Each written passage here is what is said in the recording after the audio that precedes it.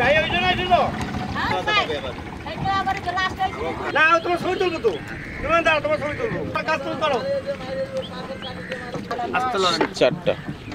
রোগ ব্যাধিতে বললো যারা আছে তো দেখা যার না আছে তোমার দিয়েছে এই এই বাপ কালকে সব এই মাছ ধরছে বাপ কাইলে বলতে কি এই যা শ্বশুর আব্বারা থাকতে এই মাছ ধরিয়ে গেছে আমরা আবার এই মাছ ধরি আমি কোনো বাড়ি গেল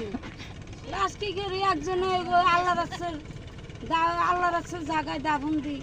কি কেউ কিনিয়ে দেয় এই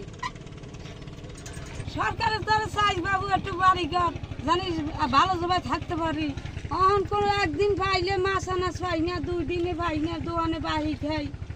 ওই একদিন যদি 500 টাকার পাই আর 5 দিনে পাই না এই জীবন যেমন এরমে চলিয়ে যাইতে আছে কোনো নিরাপত্তা নাহলে হাইতে ভরাইতে কিছু পারি না অনেক আইসি দরগিয়া আনকে মেলে আমি গরম কারণ বাচ্চাকে দাঁড়ো তো একজন মানুষ থাকানোর দরকার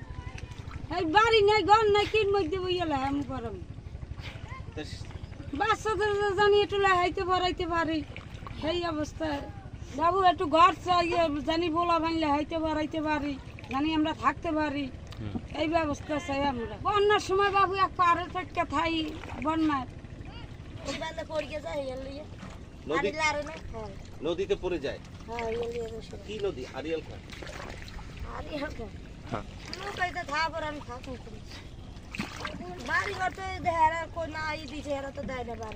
এই ঈদে জামা জুতো অ্যাক্সেসরিজের ডিসকাউন্ট। সমাজে পিছিয়ে পড়া জনগোষ্ঠীর মধ্যে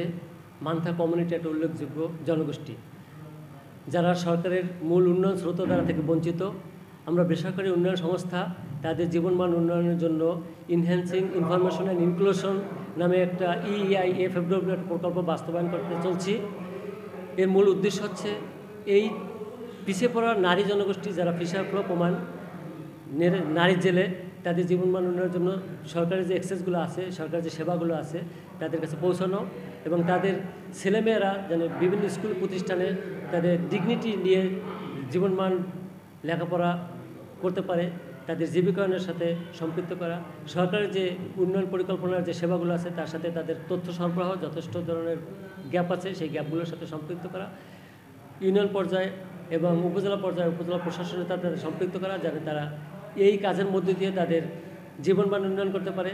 তাদের আয়বর্ধনমূলক কাজের সাথে সম্পৃক্ত হতে পারে এবং তারা সুন্দর জীবনযাপন করতে পারে। প্রাধিকার আমাদের যে বরিশাল জেলায় মান্তা কমিউনিটির লোকজন আছে প্রায় 250 মানুষ মান্তা কমিউনিটির, এবং তারা তো নৌকায় বসবাস করে মূলত, এবং নৌকাই তাদের জীবিকার প্রধান উৎস। তারা মাছ ধরে নৌকার মাধ্যমে, বসবাস করে নৌকায়। তো তাদের লাইফটা একটা খুবই চ্যালেঞ্জিং এবং টাফ লাইফ। আমাদের উপজেলা প্রশাসন থেকে আমরা যখন জানতে পেরেছি এরকম মান্তা কমিউনিটি, বা আমি আসার পর যখন জানতে পারলাম তাদের সম্পর্কে, প্রথমে আমি তাদেরকে জেলে কার্ড করার জন্যে জেলে কার্ড তাদেরকে প্রথম বিতরণ করা, যারা এখনও জেলে কার্ড পায়নি, যারা এখনও আবাসনের সমস্যা আছে সেটি দূর করা, এবং সেই আবাসন কেন্দ্রিক আবাসনের পাশেই একটি প্রাথমিক স্কুল বা প্রাক প্রাথমিক একটি স্কুল তৈরি করা। সেখানে আমরা সর্বোচ্চ সহযোগিতা করব, এবং টিচার আমরা